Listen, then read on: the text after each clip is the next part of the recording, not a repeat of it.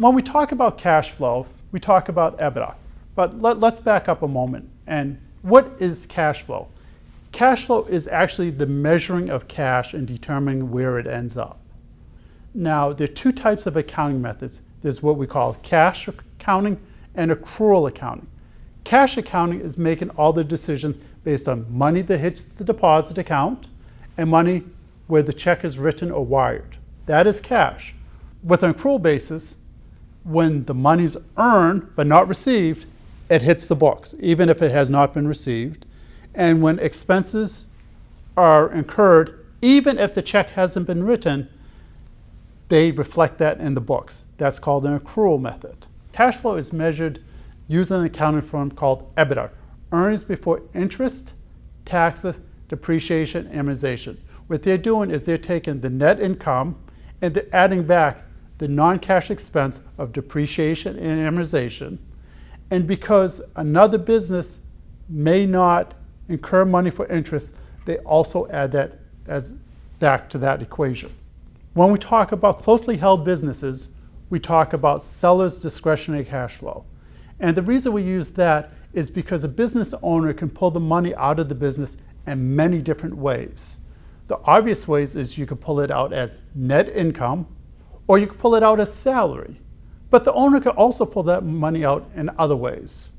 If there's common ownership, meaning the person who owns the business also owns the real estate, they could pay a higher amount of rent, goes to the real estate trust, and then the person pulls it out of that real estate trust. They'll do that to save themselves taxes. Another difference could be is if you have a family member working in the business. Let's say that family member is working in the business, and if it was a non-family member, you'd only pay that person $20,000 a year. But because it's a family member, you're paying that person $50,000 a year. The difference of $30,000, the $50 what's being paid, the $20 of what they're actually worth, is $30,000. That $30,000 is added to seller's discretionary cash flow because a future owner won't pay that person $50,000 for a $20,000 a year job. Other examples could include paying for a car that is overpriced, over exotic, or maybe it's just simply used for personal needs. Well, a future owner wouldn't pay for that car, so that would be added to seller's discretionary cash flow. Let's talk about credit cards for a moment. Now, the types of businesses that we sell tend to be professional businesses, B2B type businesses. Credit cards are typically not a factor. But because some people who do not own these types of businesses may be watching these videos for educational purposes, I want to talk to you specifically about credit cards. There are perks to being an owner. Everybody knows there are perks to being an owner.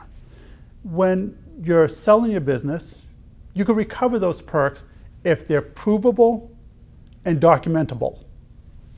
However, when you put something on your credit card, let's say you're running personal expenses through your credit card, those are considered lost expenses. Those are to the buyer's benefit because nobody wants to sit through and go through 36 months or 48 months of credit card statements to pull up business expenses versus personal expenses. As a result, any personal expenses that are going through your credit cards are to the new owner's benefit. You're trying to capture all the different ways that the owner is pulling money from the business, either in cash or owner's perks. A seller's discretionary cash flow is the total money the seller could have put in their pockets if they had desired to.